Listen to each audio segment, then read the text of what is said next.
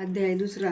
श्री गणेशाय नमः. सूत उवाच. निषादेक काष्टी वेचुनी नित्य विकावया गावात आणि एके दिवशी काशीपट्टणी भारा आणून ठेविला. तो झाला तृषाक्रांत.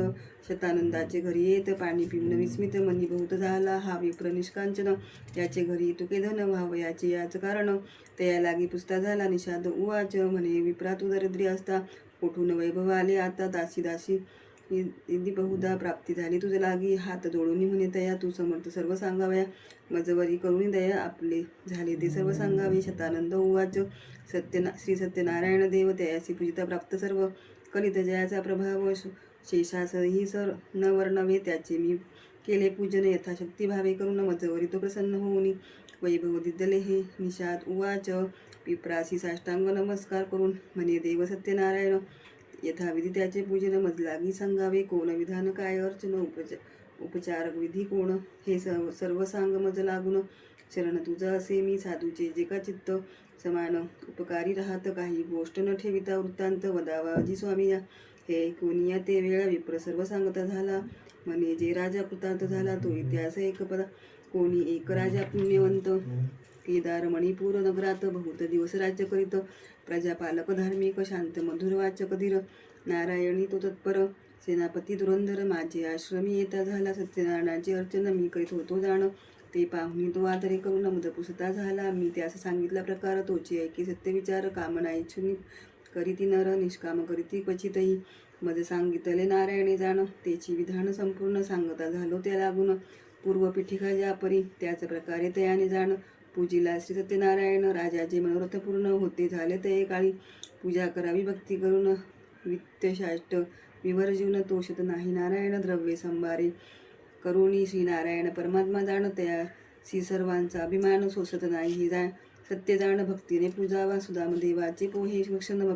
प्रीतीने करी नारायण विदुर गृही तैसाचे जाण. अतिथ्य करून तोषला दुर्योधनाचे घरी. पूजा न अंगीकारी श्रीहरी. विदुरायाचे मंदिरी राहता झाला गोविंद.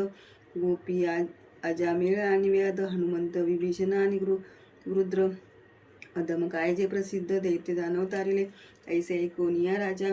पूजा संभार आणून सवाजा. मिळवून प्रीतीने समाजा. पूजिता पै झाला तैसेची निषाद संपूर्ण. भक्तिभावे करी पूजन सर्व भावे अनन्य शरण.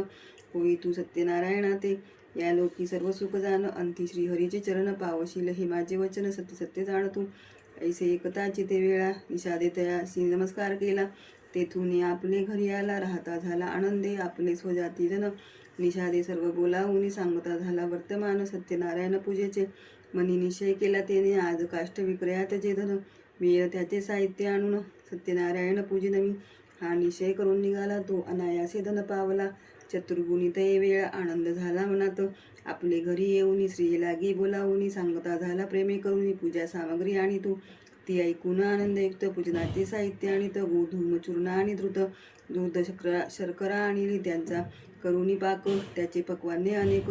पुत्रपौत्रादी सकळीक. अर्चना लागी बोलविले स्वतः सुचिरीभूत होऊन. स्थापिते सत्यनारायण यथाविधी पूजन करून. कथा श्रवण करविली भक्तिभावे नमस्कार करिता झाला.